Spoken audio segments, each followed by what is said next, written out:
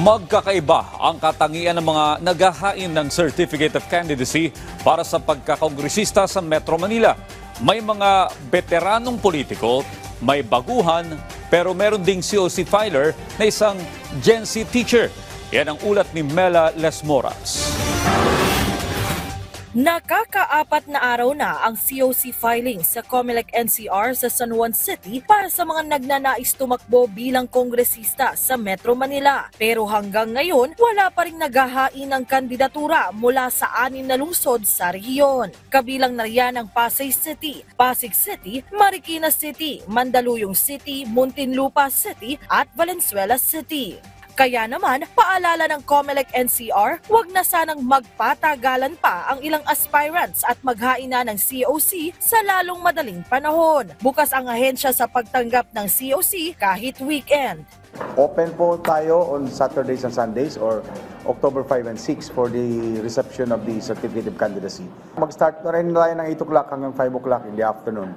Isa naman sa mga naghain ng COC ngayong araw ang 28-year-old senior high school teacher na si Barry Tayam. Nais niyang kumandidato bilang kongresista para sa Las Piñas Lone District kung saan malalaking pangalan sa politika ang posible niyang makalaban. Para po sa kabataan po, and I think I would represent po yung Gen Z po. Kasi sabi ko nila ang mga kabataan ay puro reklamo lang. Tama naman po, ang rant naman po most of the time ay walang nagagawa. So I think kailangan may isa or may mag-step up na from younger generation kasi kami yung future leader po. Nariyan din naman ang ilang kasalukuyang kongresista na naghain na rin ng COC for re-election tulad ni na Quezon City 3rd District Representative Franz Pumarin at Quezon City 4th District Representative Marvin Rillo. Kapwa sila sinamahan ni na Quezon City Mayor Joy Belmonte at Vice Mayor Gian Soto sa COC filing bilang suporta.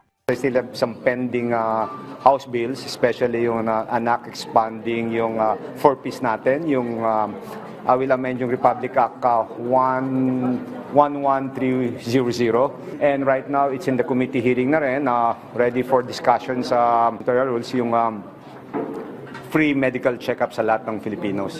Kailangan natin magpatuloy natin yung mga nasimulan natin. Right now, kami ni Mayor Joy Belmonte and of course ni Vice Mayor Gian and the Speaker, nagtayo po tayo ng sarili nating ospital sa ika-4 na distrito. Ang Makati City Mayor and Vice Mayor aspirants naman na sina Senadora Nancy Binay at Monsur del Rosario, sinamahan din sa COC filing ang kanilang pambato para sa ikalawang distrito ng Makati City na si former Makati Councilor Vincent Sese. Kami papalarin yung mga vulnerable sectors ang ating tututukan, yung ating mga senior citizens, yung mga PWD.